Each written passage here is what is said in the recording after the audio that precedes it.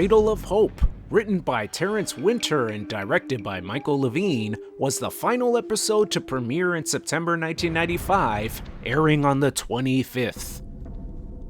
Almighty Zeus, grace this oracle with the vision of your all-seeing eyes. King Gregor is searching for the meaning of the dreams he's been having about a child entering his life.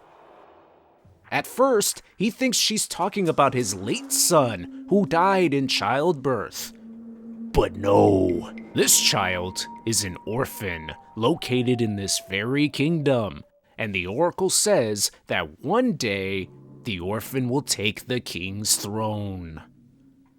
However, it's unclear if the child will take it by force. Gregor's advisor, Nemos, suspects it's the child of a servant who also died in childbirth, and he wants to nullify the threat immediately. One of the king's servants, Ophelia, refuses to let the infant be killed. She places the baby in a basket and sends it down a river. The next morning, Gabrielle is not pleased she spent the night sleeping on a rock.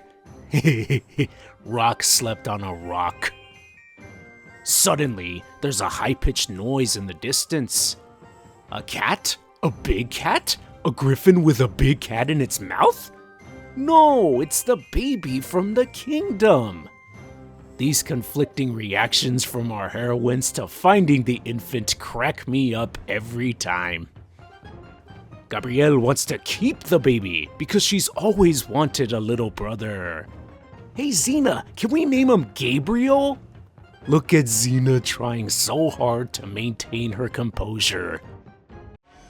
Back at the kingdom, the search for the infant is underway. King Gregor laments having to hunt down the child, but with word spreading about this baby becoming the king's successor, Nemos thinks letting the infant go free is coswallop.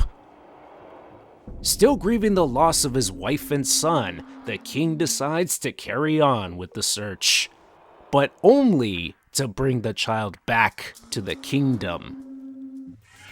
Meanwhile, Xena and Gabrielle come across a cowardly mob led by a weasel. They are about to hang a woman to death, but Xena's chakram has other ideas. Didn't your mother ever tell you not to turn your back on a lady? No one else in the mob wants to take the weasel's place in the noose, so they all bounce. When he is freed, I swear to you that he makes a bunch of sounds that would make Arnold Schwarzenegger proud as he runs away. Seriously. It's fantastic. The woman they saved thanks them, but doesn't seem rattled by her near-death experience at all. In this here moist cave, we find out why. This is Pandora's granddaughter, also named Pandora, who currently possesses the famous box. Mary Elizabeth McGlynn, Tekken's Nina Williams, woohoo! Grandma Pandora released mankind's desires upon opening it years ago, but she kept hope stored inside.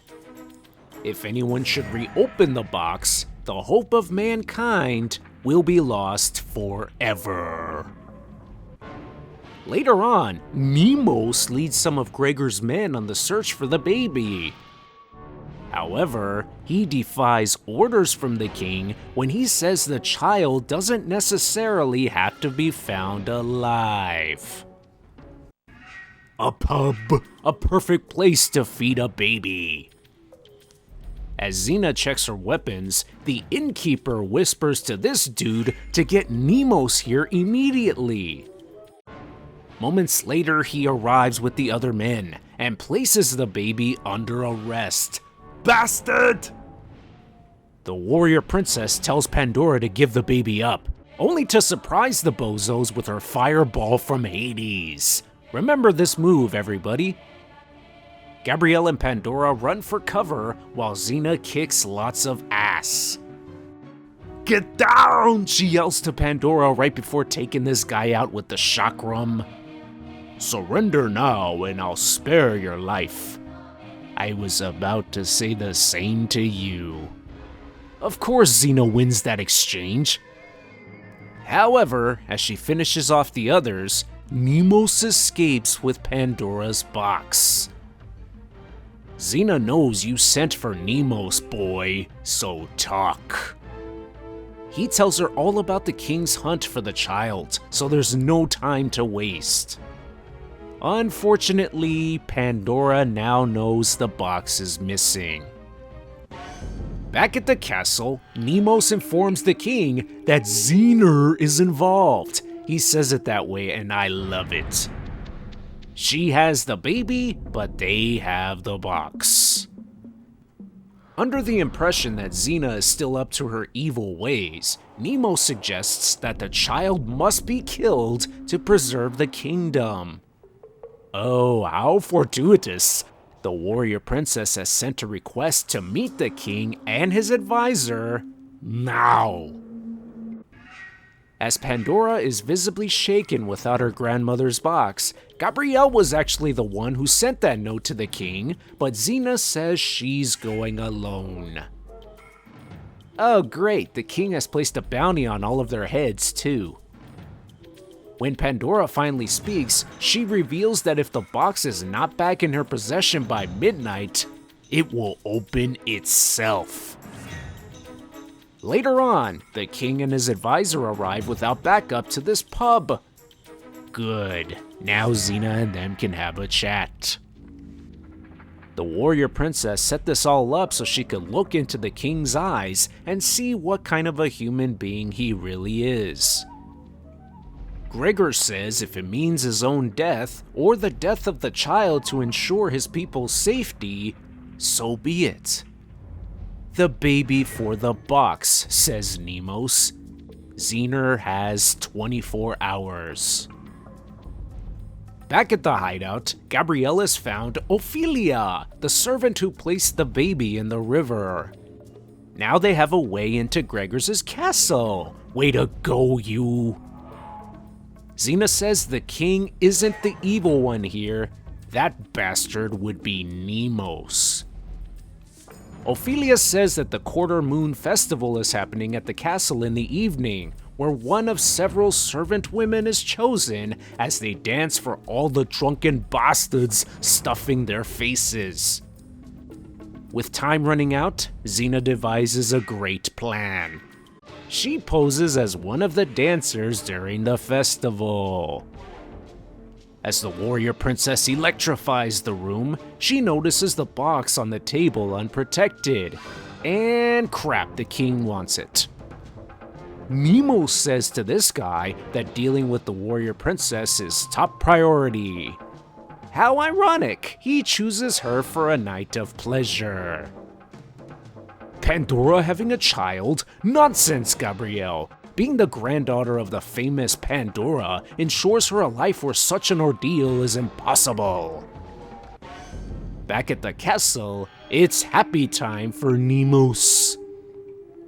But when he reveals that the king's chamber is down the hallway, she clocks him with a back fist. Awesome! Inside, Xena observes the mural dedicated to the king's late wife before he comes back inside. She observes him in his most vulnerable state, tearfully asking why his wife and child had to die. Xena knocks him out and grabs the box. Shoot, Nemos is here with reinforcements. Bet he didn't expect her to jump through the window with her ankles tied together, now did he? Xena manages to locate Gabrielle and Pandora, and the box is secured once more. Now give me the baby, says Xena. It belongs to Gregor.